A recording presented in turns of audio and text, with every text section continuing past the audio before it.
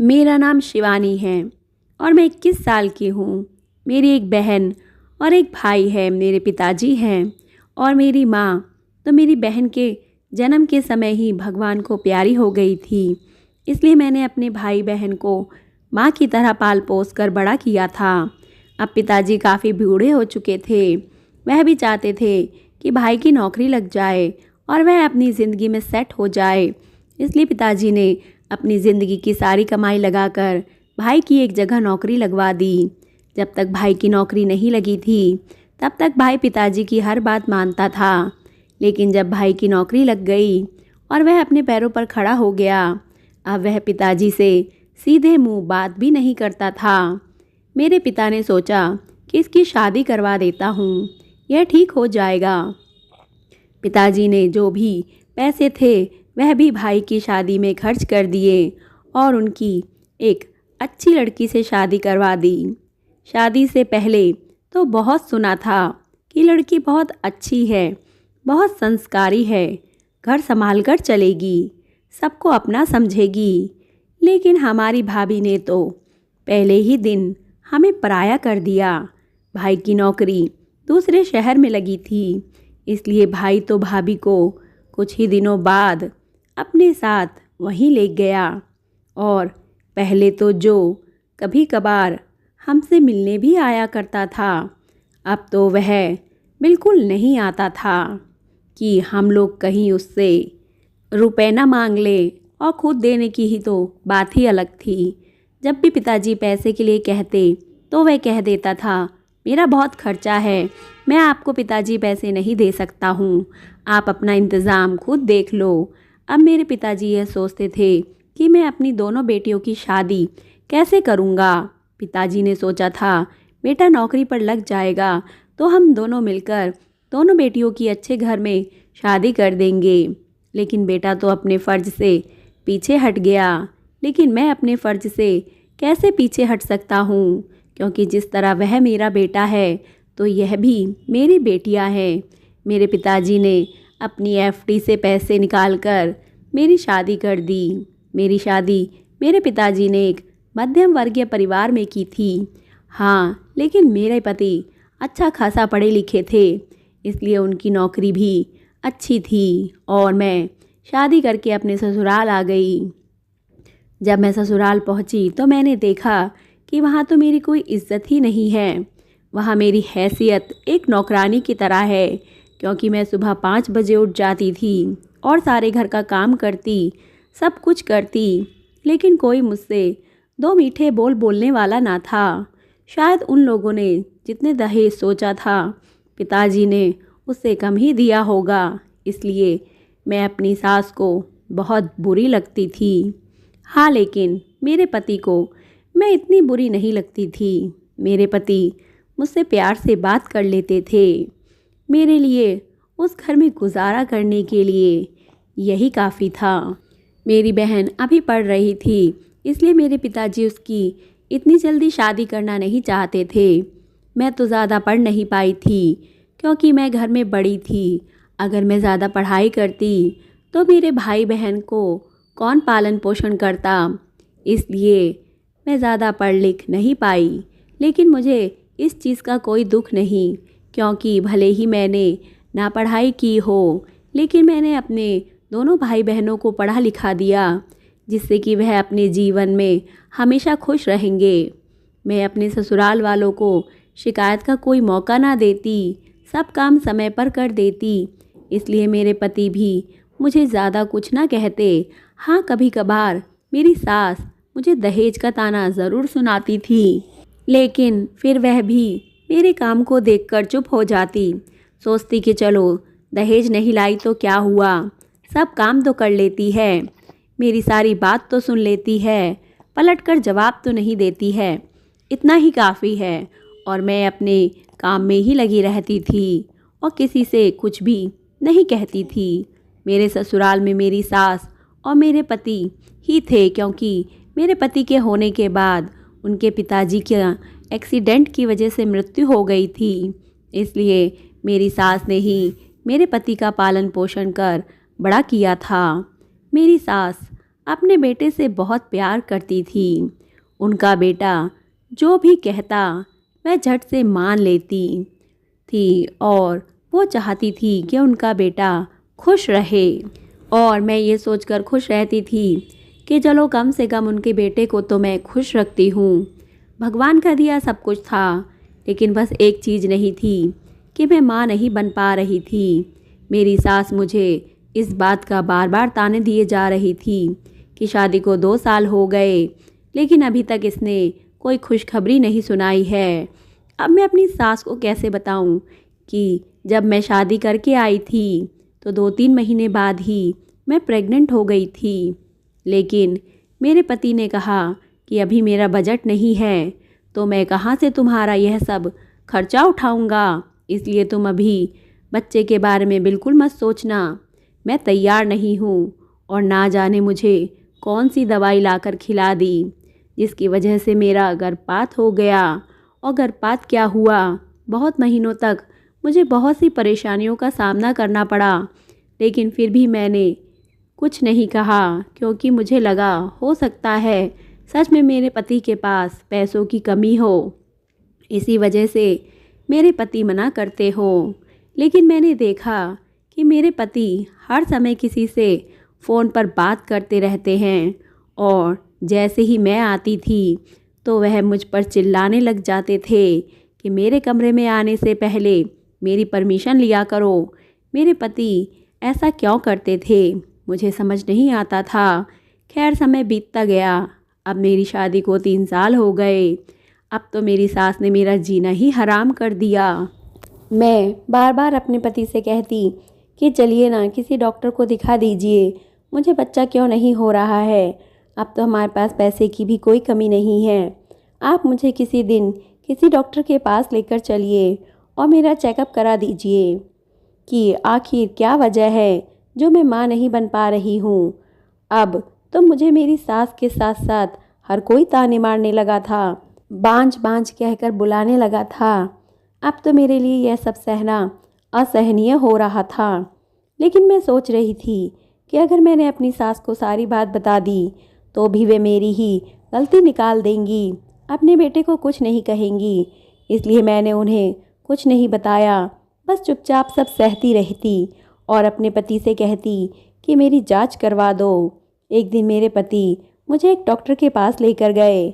उन्होंने मेरा चेकअप किया और डॉक्टर ने मुझसे पूछा कि तुमने कभी गर्भपात की कोई गोलियां खाई थी क्या? मैंने बोला हाँ, मैंने एक बार गोलियां खाई थी। उन्होंने बोला कि उन गोलियों ने तुम्हारी माँ बनने की क्षमता को ख़त्म कर दिया है। अब तुम ज़िंदगी में कभी माँ नहीं बन सकती हो, इसलिए चाहे अब तुम कितना भी इलाज करा लो, लेकिन तुम्हें अब कभी कोई बच्चा नहीं होगा। यह सुनकर तो मैं रो रो कर पागल हो गई।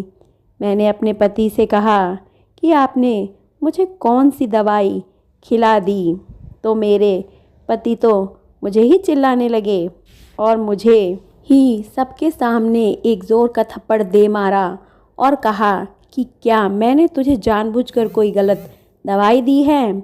मैं डॉक्टर से ही लेके आया था। अब तेरे ही अंदर कमी है तो मैं क्या करूं?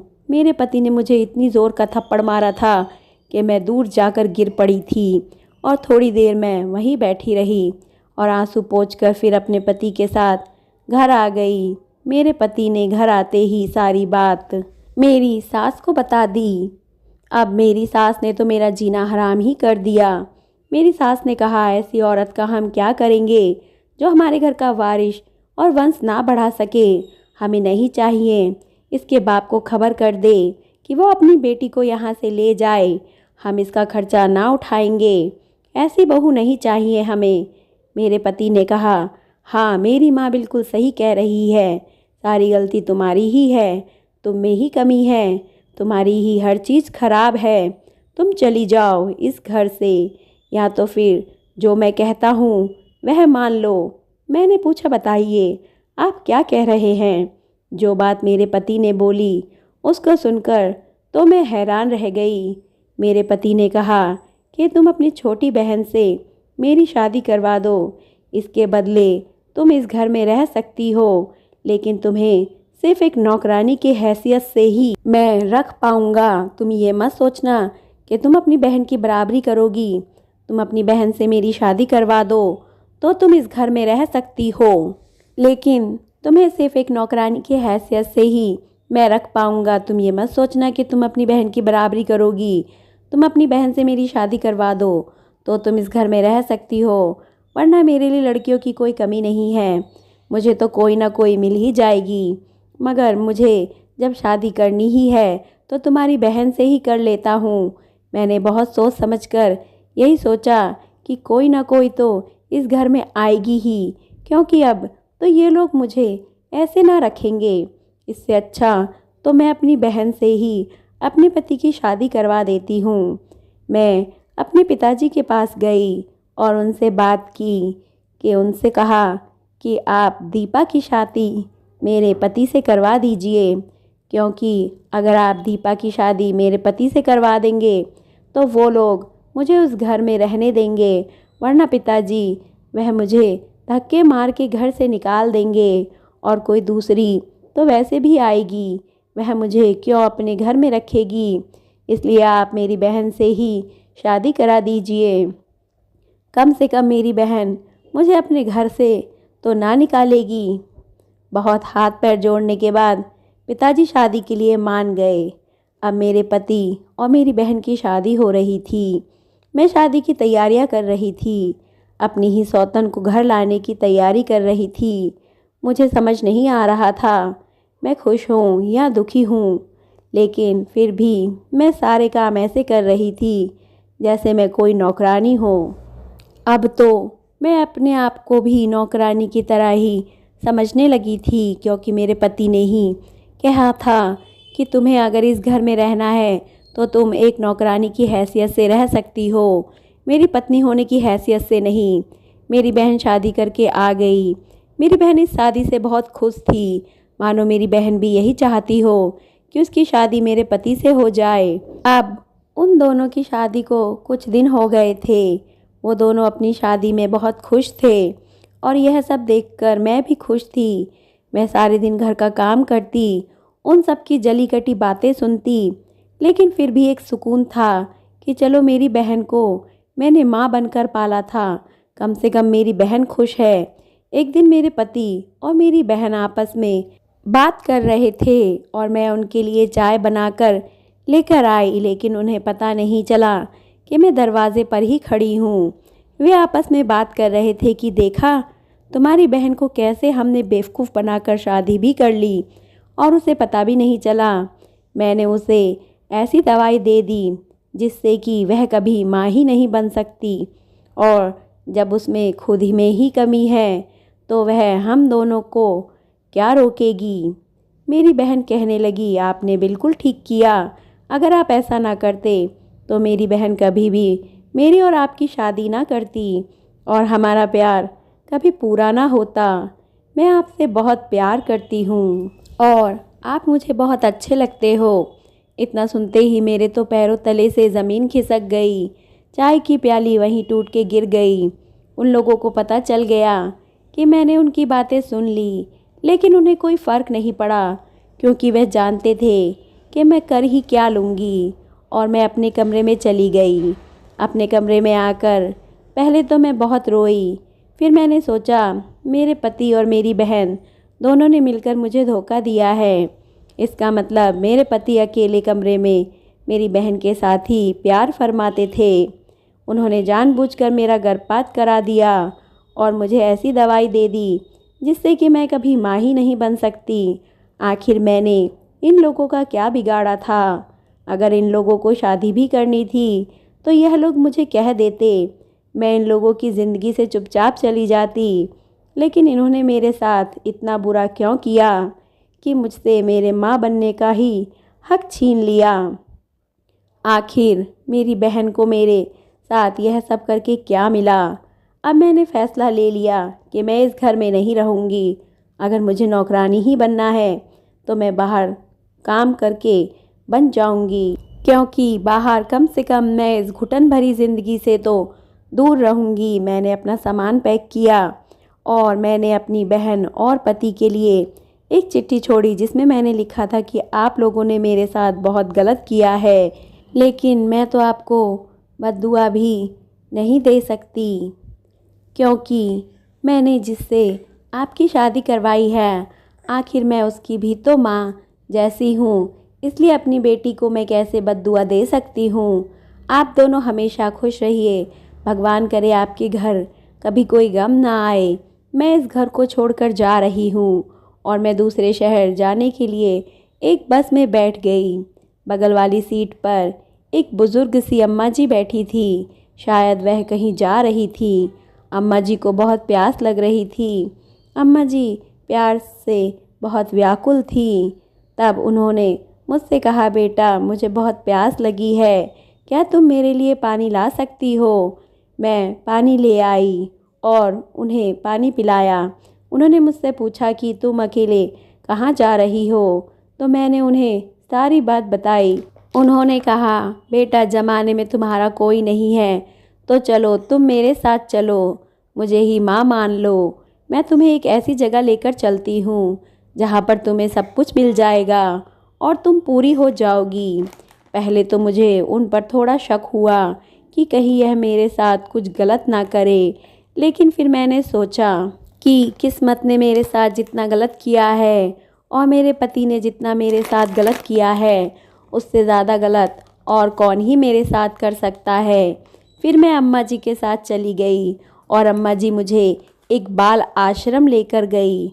अम्मा जी ने मुझे बताया कि वह इस आश्रम की मालकिन है और इसी आश्रम के काम से वहाँ गई थी और काम पूरा हो जाने पर अब वापस आश्रम आई हैं। अम्मा जी के साथ आश्रम में जाकर मैंने बहुत से बच्चों को देखा जिनके माँ बाप नहीं थे। उन्हें देखकर दिल को बहुत सुकून मिला कि देखो इनके माँ बाप नहीं हैं तो भी इनके चेहरे पर मुस्कान है और यह खुश हैं क्योंकि इन्होंने एक दूसरे को ही अपना मान लिया है। मैंने भी उन बच्चों में अपना सब कुछ ढूंढ लिया। आज मैं कई बच्चों की माँ हूँ और अब यह भी मुझे अम्मा कहकर पुकारते हैं। अब मैं पूरी हो गई हूँ, मैं भी कई बच्चों की माँ हो गई हूँ। मैं भगवान का बहुत शुक्रिया अदा करती हूँ। पहले मैं एक बच्चे के लिए तरसती थी, लेकिन आज भगवान ने मुझे कई बच्चों की अम्मा बना दिया है और मैं अब अम्मा के नाम से ही जानी जाती हूँ। बच्चे मुझे बहुत प्यार करते हैं और मैं भी उनको माँ के जैसे ही ममता देती हूँ और अपनी जान निछावर करती हूँ। अच्छा हुआ जो मैं उस घर से चली आई, वरना आज मेरी वही नौकरानी वाली ज़िंदगी होती। कम से कम यहाँ पर आकर भगवान ने मुझे माँ तो बना दिया। किसी जानने वाले को अपनी बहन के घर भेजकर एक दिन मैंने उसकी राजी खुशी पूछी तो पता चला मेरी बहन को बेटा हुआ है और वह बहुत खुश है। मैंने कहा चलो आज मैं बहुत खुश हूँ कि मेरी बहन जिसे मैं अपनी बेटी के जैसे मानती हूँ, मेरी बहन बहुत खुश है और अब मैंने अपना संपूर्ण जीवन इन बच्चों के नाम कर दिया है और अब मैं इनकी माँ हूँ और अब मेरे जीवन में बच्चों की कोई कमी नहीं है। मैं इनसे बहुत प्यार करती हूँ और यह भी मुझसे बहुत प्यार करते हैं। भगवान आपने मुझे एक बच्चा नहीं दिया तो क्या हुआ, कई बच्चों की माँ तो बना दिया। आपका बहुत बहुत धन्यवाद। दोस्तों कहानी अच्छी लगी तो प्लीज़ चैनल को सब्सक्राइब करें और वीडियो को लाइक करें और भगवान पर हमेशा भरोसा रखना चाहिए। अगर वह एक दरवाज़ा बंद कर देते हैं तो दूसरा दरवाज़ा ज़रूर खोल देते हैं, क्योंकि जिस ईश्वर ने हमें जीवन दिया है वही हमारे जीने का सहारा भी देते हैं। दोस्तों मिलते हैं अगली कहानी के साथ। धन्यवाद। प्लीज़ चैनल को सब्सक्राइब ज़रूर कर दें।